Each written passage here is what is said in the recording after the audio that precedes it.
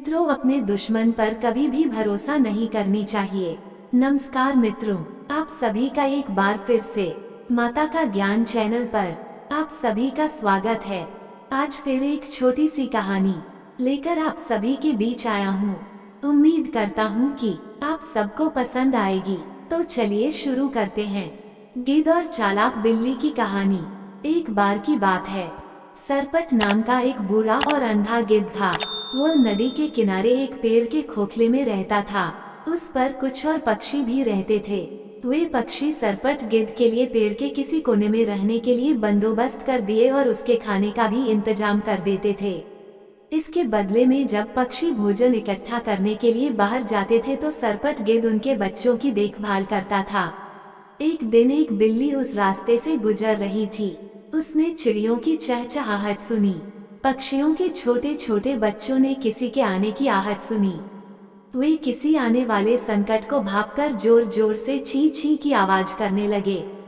घोंसलों की रखवाली कर रहे सरपट ने जोर से चिल्लाया और बिल्ली से पूछा, कौन है वहाँ? जल्दी बताओ। बिल्ली सोची कि अब गिद्ध उसे चीर देगा, लेकिन जल्दी ही उसे यह एहसास हो गया कि वह अंधा था। उसने तुरंत एक चतुर योजना बनाई और कही, हे बुद्धिमान और शक्तिशाली पक्षी, मैं एक बिल्ली हूँ। आप जैसे शक्तिशाली पक्षी से मिलना वास्तव में सम्मान की बात है। मैं एक बिल्ली हूँ। क्या आपको मुझे यहाँ आना पसंद नहीं आया? गिद्ध बोला, इससे पहले कि मैं तुम्हें मार दूँ, यहाँ से चले जाओ। बिल्ली बोली, कृपया ऐसा मत कहिए महोदय।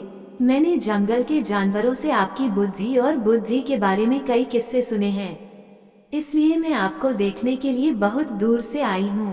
कृपया मुझे अपना शिष्य स्वीकार करें और मुझे आश्रय दे।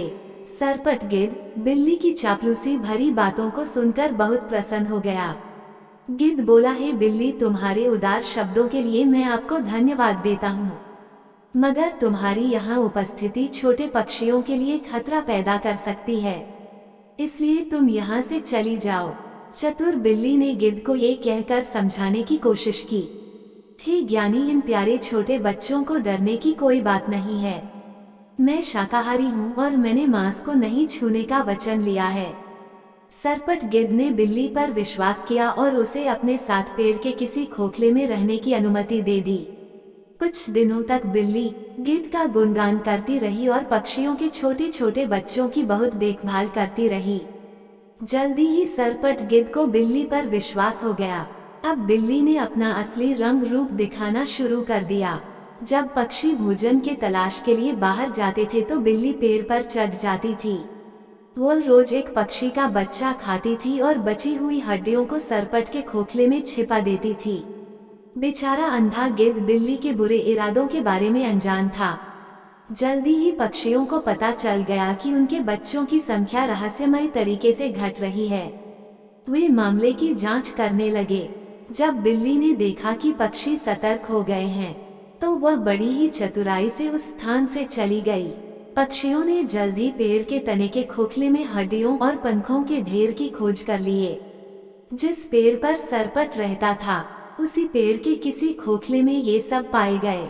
सभी पक्षी इस नतीजे पर पहुंचे कि जरूर बूढ़े गिद्ध ने ही उनके बच्चों को खा लिया होगा। उन्होंने बड़े क्रोध में बूढ़े पक्षी पर हमला किया और उसे मार डाला।